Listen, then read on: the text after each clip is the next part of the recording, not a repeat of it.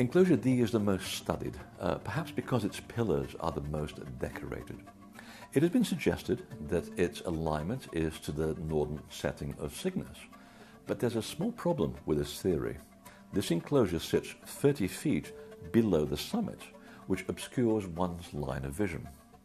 And secondly, the ancients rarely, if ever, celebrated the descent of a celestial object. Only its rising or mid-heaven elevation was celebrated. So perhaps a re-evaluation is in order. If we take the era of the earliest carbon-14 dating, which is 10,290 BC, a number of things begin to emerge. In the northern sky at this time, Vega was still considered the pole star. A view from enclosure D on the winter solstice of 10,400 BC would have seen Vega in elliptical rotation around the celestial pole. And its movement is framed by the two central pillars. Now, Vega's appearance after sunset is actually marked by pillar 43, the one carved with vultures moving around the circle. Vega's name derives from Waki, meaning falling or swooping, referring to a time when the movement of its host constellation, Lyra, resembled a swooping vulture. So the pillar accurately depicts the behavior of this star around the celestial pole. But we're missing the best part. Enclosure D's clear line of vision is to the southeast. Now, with Vega visible to the north, to the south, the belt of Orion rises briefly above the horizon on the winter solstice. It's narrow arced, framed by pillars 19 and 33, with pillar 32 marking its highest ascension in the era of 10,400 BC. So this reference to Orion in 10,400 BC raises very important issues, specifically with regard to Giza, where the same relationship takes place on the same date. This is where the understanding of place names comes in very useful. The original name of Göbekli Tepe is Portasar, an Armenian word that breaks into two syllables. Port is an umbilical cord or navel, and Asar is the original name of Osiris. Therefore, the hill is the umbilical cord of Osiris. As we said earlier, Osiris is the earthly embodiment of Orion, and his dwelling place is Giza. So we have a name association and a date connecting two locations. But what could this umbilical cord be referring to? Well, if you take a line from the corner of the pyramid attributed to Menkaure and draw it through the corner of the one attributed to Khufu, you arrive at Portasar, the second dwelling place of Osiris. So the name is giving us a geodetic clue suggesting that the two sites are linked. Now, what does this tell us about the architects of Portasar? The hill's deliberate southeastern exposure offers a sightline to an ancient astronomical tower in the town of Haran. There has been human activity here since at least 8000 BC. Back then, it was called Har Anu, which translates roughly as the enclosure of Anu. But who was Anu? In Mesopotamian tradition, a scribe by the name Emed-ur-Anu wrote down his encounters with people of his lineage, the lords of Anu. The accounts took place hundreds of years before the flood. These antediluvian gods were known as Anunnaki, the people of Anu. In India, they were also known as Anunnaki, the people of the serpent. The scribe's name was later changed by the Hebrews to Enoch. He describes the Anunnaki as having unusually white skin, which seems to have been sensitive to sunlight, because they're often applying oil to it, giving their skin a shining appearance, hence the nickname, Shining Ones.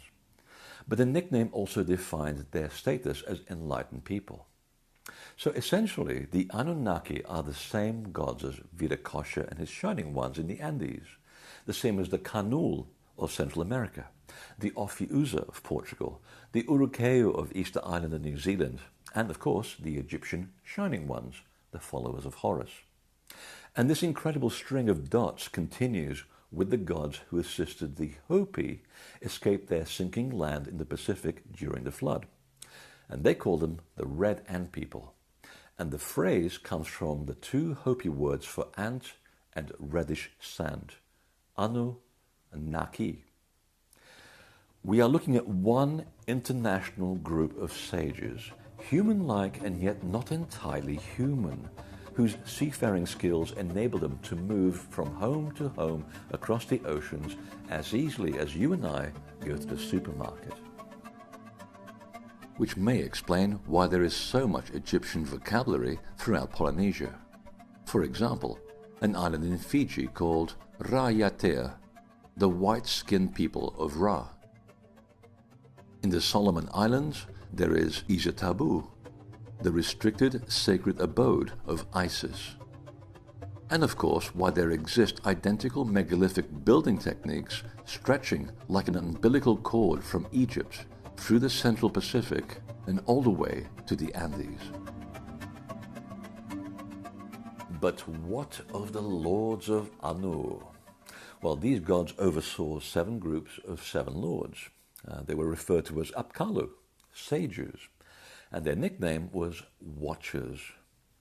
Now, the Watchers were demonized in biblical texts purely for political reasons, but in the original story, they are largely seen as helpers of humanity, a fact acknowledged by Native American cultures who called them lookers, messengers who were instrumental in helping the Hopi escape their sunken Pacific islands after the Great Flood, back in the days when they were called Hisat Sinom, or as we know them, Anasazi. Throughout Mesopotamia, the Watchers were depicted by figurines called mezare, which were placed at the corners of sacred buildings to ward off evil spirits. The name means watchers and awakened ones, a metaphor indicating their qualities as guardians as well as enlightened people. It stands to reason that if the Watchers were even being used as talismans to protect buildings from harm, they would hardly have been evil people, as the Bible would have us believe. The Lords of Anu and the Watchers were distinguishable from humans insofar as they possessed knowledge of the mechanics of nature and how to manipulate it. Thus they were compared to gods. And this was also the view of the Egyptians, who referred to them both as Urshu, which means watchers, and Neter, a force of nature, a god. And in addition to their shining skin, they were also very tall. Mesopotamian tradition hints that the flood gods lived in 7 secluded locations. So far in this program, we have identified Atitlan, Lapukije, also known as Mul and Lemuria, Kainganunui in the Pacific, the birthplace of the gods in New Zealand, and Titicaca. The assembly of the Lords of Anu itself is said to have been on a high mountain called Ardis, speculated to have existed in the region between the Black and Caspian Seas. The Lords of Anu, these people of the serpent, they were said to live in a compound called Garsag, but it's never been properly located. That is until I met the last wisdom keeper from a hard-to-find island in the Pacific called Tongareva, one of the Cook Islands. And he shared with me his people's tradition that a group of gods arrived from the Middle East around 3000 BC. They were said to be great sages, star navigators, and intelligent people. Red-haired, fair-skinned, shining people who belonged to a very ancient lineage of wisdom keepers called Tuanaki, better known to us as Anunnaki. Now, the wisdom keeper also told me this group were present throughout the Pacific far earlier, around the time of the global flood, specifically on Easter Island, and one sacred platform there still carries their name, Ahu Hanunaku. Interestingly, Ahu is a variant of the Egyptian Aku, as in Aku Shemsuhor, the shining ones, the followers of Horus. But Tongarevan tradition further states that the original homeland of the Lords of Anu was an island nation in the Indian Ocean by the name Te Pitaka. It is described as a secluded circular island which sank during a great cataclysm 11,000 years ago. And the region around it was totally transformed to the point where the island is no longer visible, because when parts of the Indian Ocean sank, others rose. So this missing land of the gods existed in the general region where today stands the Arabian Peninsula.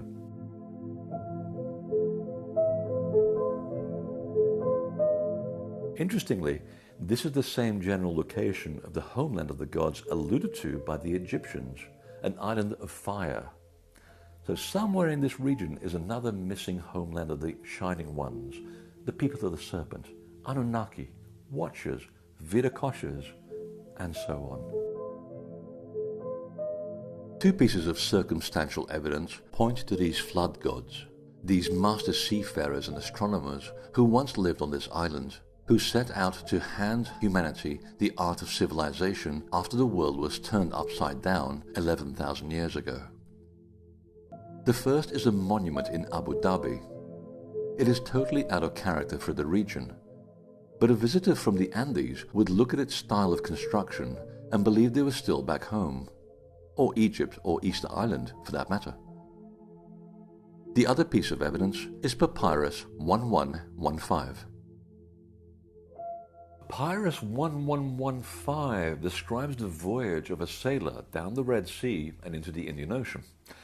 And the ship is caught in a storm, all hands perish, except the narrator, of course, who is shipwrecked on what he believes to be a deserted island. Now eventually he meets the leader of the island, who gives him food and a boat and returns him home to Egypt. Now, it is not known when this account took place. It is extremely old, thousands of years old. However, as he embarks, the leader tells the sailor this will be the last time he'll see the island, because soon it will vanish, consumed by a rising of the ocean. The sailor then offers a description of the unusual person who ruled this island, a serpent with deep blue eyes and a beard. It seems this ancient mariner is giving us a glimpse of one of the many flood gods who went by the title People of the Serpent, not to mention one of the missing lands where these helpers of humanity once held a great and memorable civilization before teaching us how to create our own.